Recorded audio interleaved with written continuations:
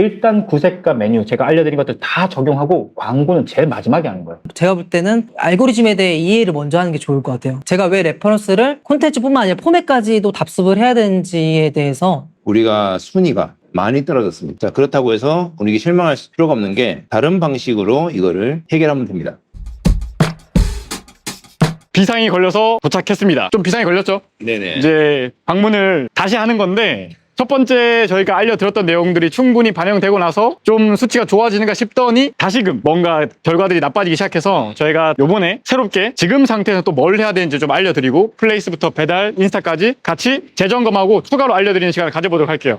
한번 보러 가볼까요, 바로? 이게 우리가 저번에 업종도 바꾸고 주력 메뉴도 바꿔보자라고 했잖아요. 그 이유가 제가 이 지표 때문인데 노출이 아무리 해도 지금 14,000, 12,000, 14,000 증가하고 있지 않다가 심지어 8,000 떨어졌다가 우리가 업종 바꾸고 신규 딱지 붙자마자 광고비 한 푼도 더 안 썼는데 19,000까지 5,000 더 늘었죠. 근데 이게 우리가 이번에 제가 오늘 알려드린 것들까지 적용하게 되면 어떻게 된다? 더 는다. 3만, 4만까지 노출 늘릴 수 있다. 광고비 안 써도. 물론 광고를 쓰면 더 늘어나겠죠. 그래서 제가 일단 구색과 메뉴 제가 알려드린 것들 다 적용하고 광고는 제일 마지막에 하는 거예요. 먼저 우리가 노출이 늘고 있음에도 불구하고 사실 더 올릴 수 있거든요. 이거 1번 노출 회복시키는 방법 첫 번째 방법 알려드릴게요. 17페이지 볼 건데 우리 채식이 많죠. 특히나 샌드위치나 포케는 기본적으로 채식이잖아요. 그리고 우리 업종 특성상 채식을 선호하는 고객들을 만날 수밖에 없고 그 고객들이 우리한테 와주면 땡큐란 말이에요. 그럼 어떻게 하냐면 예를 들어 채식이 하는 메뉴 하나 찾아볼게요. 뭐 해볼까요? 시림프 샐러드 채식이라고 볼 수 있나? 이거 그렇죠. 시림프 채식이죠. 이거 변경 버튼 누르고 설정 한번 눌러주면 돼요. 그러면 배민 측에서 승인을 해줘요. 이게 진짜 채식이라고 해당되면. 예를 들면 메뉴 설명에다가 해당 메뉴는 새우를 포함한 채식주의자를 위한 건강한 샐러드입니다. 저거 볼게요. 그리고 상세 재료는 뭐가 들어갈까요? 양상추, 적채, 토마토, 계란, 병아리콩, 아몬드. 오, 좋아요. 그러면 적용하기 눌러보면 검수가 된단 말이에요. 이게 검수가 돼서 승인이 되면 우리는 배민에서 채식 카테고리에 추가로 노출이 만들어지는 거예요. 바로 노출이 늘겠죠. 근데 그냥 노출이 느는 게 아니라 우리 걸 먹고 싶은 고객에게 노출이 늘기 때문에 매출도 늘 수밖에 없다. 이해하셨죠? 일단 체크했죠? 다른 메뉴들도 채식에 해당되는 거 다 체크해줘야 된다는 얘기예요. 그런 다음에 주문율을 상승시키는 방법. 우리 아까 주문율이 뚝 떨어져 있었잖아요. 먼저 중요한 거 하나 알려드릴게요. 인기 메뉴 추가 할인 전략. 첫 화면에 할인을 제공하세요. 이게 뭐냐면 사장님 배민 딱 들어가잖아요. 배민 들어가서 어떤 가게를 들어가든 상관없이 제일 처음으로 마주하는 메뉴가 뭐냐면 인기 메뉴. 그렇죠? 근데 우리가 이렇게 온라인이나 오프라인 쇼핑 가다 보면 마네킹의 신상이나 가장 인기 신상이 걸려있죠. 근데 보면은 꼭 인기 신상이 한 20% 할인 들어가 있는 거 보셨죠? 그 전략을 우리 가게도 똑같이 쓸 수도 있다. 어차피 배민에서는 가장 잘 나가는 메뉴를 가장 처음 화면에 보여준단 말이에요. 그러면 그 처음 보는 화면에서 메뉴 할인까지 들어가 있으면 당연히 주문율이 올라갈 수밖에 없겠죠. 여기서 더 나아갈 수 있는 게 뭐냐면 단짠단짠 소불고기 포케보다는 우리가 포케를 팔고 있다는 건 기본적으로 칼로리라든가 다이어트라든가 이런 것들 신경 쓰는 사람들에게 파는 거기 때문에 봐봐요. 단짠단짠보단 592칼로리 육즙 폭발 부채살 스테이크 포케라고 해버리면 스테이크라는 키워드 들어가죠. 맛 들어가죠. 592칼로리에서 이걸 시키는 게 당신에게 몇 칼로리인지 우리가 계산까지 시켜주잖아요. 이런 식으로 바꾸는 게 훨씬 유리하다. 그러면 훈제한 가득 훈제오리 포켓도 그렇고 다 칼로리, 맛, 키워드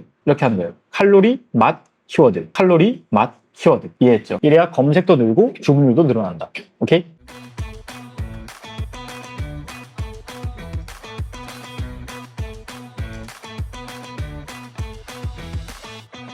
자, 일단 비상이 걸렸습니다. 우리가 3주 전에 키워드 바꿨을 때는 그때 알고리즘으로는 우리가 첫 페이지에 나왔단 말이에요. 알고리즘이 변한 것 같아요. 우리가 순위가 많이 떨어졌습니다. 자, 근데 대부분의 초창기 시작하면 사실 이렇게밖에 할 수가 없어요. 처음부터 우리가 뭐 기존에 몇 년 동안 잘하던 업체를 갑자기 제치고 1등이 될 수는 없잖아요. 자, 그렇다고 해서 분위기 실망할 필요가 없는 게 다른 방식으로 이거를 해결하면 됩니다. 자, 그래서 검색 광고를 이용을 한다 생각하면 돼요. 자, 검색 광고는 클릭하면 돈이 나가는 광고예요. 부천 맛집. 보통 이런 식으로 사장님들이 광고를 하신단 말이에요. 자, 근데 부천 맛집이라고 등록한 매장들을 보면 굉장히 많죠. 부천 맛집이라고 등록했을 때 일단 경쟁이 치열하니까 입찰가를 높게 잡아야 여기 첫 페이지에 나올 수가 있을 거잖아요. 자, 근데 부천 맛집이라는 키워드는 일단 부천에 있는 맛집 업종의 사장님들도 이거를 검색해서 클릭을 해봅니다. 첫째. 둘째로는 광고 대행사 직원들이 클릭을 해요. 세 번째로는 영업 전화 오는 사람들이 여기를 클릭해서 전화를 걸어서 광고를 하라고 제안을 합니다. 한번 클릭당 몇천 원이 나가는 키워드인데 실제 고객이 아닌 다른 사람들까지 클릭을 하게 되니까 많은 돈이 나갈 거잖아요. 그러면 우리는 어떤 키워드에 나가야 되느냐? 아주 니치한 키워드를 공략을 해야 된다라는 겁니다. 어떤 사람들은 부천 샐러드 맛집이라고 검색할 수도 있고, 어떤 사람은 부천 신중동역 샐러드라고도 검색할 수도 있고, 어떤 사람은 신중동역 샐러드 맛집이라고 검색할 수도 있겠죠. 누군가는 다이어트 식단 같은 단어를 쓸 수 있어요. 포켓 연관어를 보면 닭가슴살, 다이어트, 뭐 점심, 카페, 샐러드 이렇게 연관이 되어 있어요. 자, 그래서 이런 연관어를 활용해서 우리가 검색어를 찾아도 되는 거예요. 자, 키워드 사운드라는 곳에 들어가면 키워드를 조합할 수가 있습니다. 자, 첫 번째는 고객들이 검색할 수 있는 지역들을 적어 넣는 곳이에요. 두 번째는 뭐냐? 핵심 키워드, 메인 키워드, 샐러드, 뭐 포케 이런 것들이죠. 세 번째로는 부천 샐러드 추천,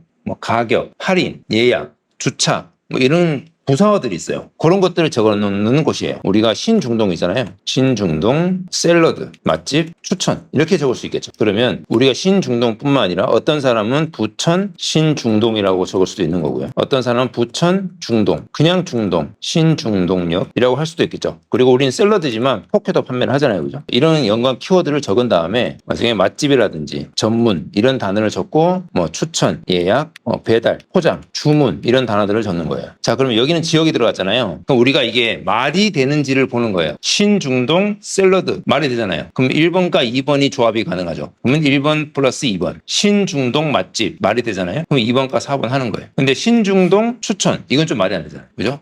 이런 건 빼는 거예요. 자, 이거를 조합을 하면 700개의 조합된 키워드가 나옵니다. 신중동 포켓 샐러드, 부천 중동 부천 중동 맛집, 부천 신중동 맛집 이런 것들이 나오죠. 샐러드 전문, 샐러드 맛집, 포케 맛집 이런 게 나와요. 자, 이 키워드를 그대로 삽입을 하면 되는 겁니다. 엑셀로 다운을 받은 다음에 검색 광고에 집어넣는 거예요. 이렇게 집어넣으니까 약 한 6,300개 정도의 키워드가 나오는 거예요.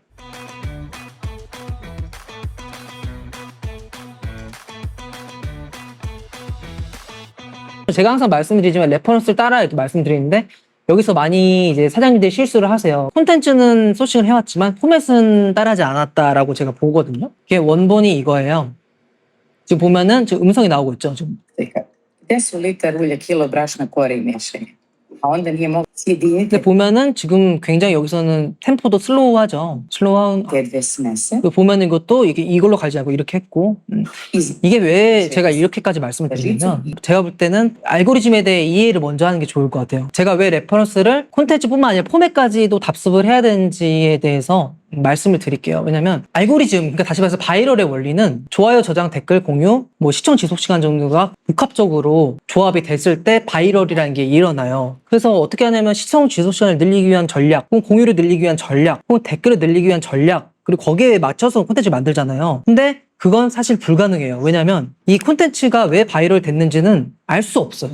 왜냐면 콘텐츠가 바이럴 될 수도 있고 그냥 이 사람이 호감이 있을 수도 있고 아니면 뭐 이렇게 먹는 모습이 재밌어서 그럴 수도 있고 그러니까 알 수가 없는 거예요. 그럼 어떻게 하냐 우리는 변수를 통제해야 돼요. 가능한 비슷하게 가는데 몇 번 만들다 보면은 터지잖아요. 거기서 느낌 와요. 왜 이것 때문에 터졌구나. 그냥 대표님께서 어떤 지금 보면은 이걸 가져왔잖아요. 대표님은 이 콘텐츠가 터졌다 생각해서 가져온 건데 사실 이 포맷이 터졌을 수도 있어요. 제가 예를 들면 뭐 칠판에서 이렇게 떼는 거는 포맷이에요. 그리고 거기 안에 어떤 내용을 담을지는 이제 콘텐츠인데 그 포맷이라는 비행기 안에다가 이 콘텐츠를 이렇게 태워가지고 보내는 거예요. 근데 대표님은 이제 얘는 버리고 얘만 가져온 거죠. 그래서 아마 이렇게 가면은 영원히 안 터질 수도 있어요. 영원히. 여기서 시청 지속 시간이 길게 나와서 잘 될 수도 있고 그냥 이 사람이 잘 될 수도 있고 그냥 레시피가 좋아서 그럴 수도 있고 그냥 뭐 목소리가 좋아서도 뭐 알 수가 없는 거예요. 노래가 좋아서 터질 수도 있어요. 사실. 그래서 해외 레퍼런스를 가져오라고 말씀한 거예요. 어차피 우리가 이렇게 한 30개만 만들어 보면 그다음부터 감이 와요.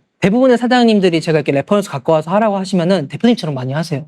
그럼 영원히 안 돼요. 영원히 안 돼요. 한번 터뜨려 봐야 되는데 제가 볼 때는 그 정도까지 해주기를 원해요.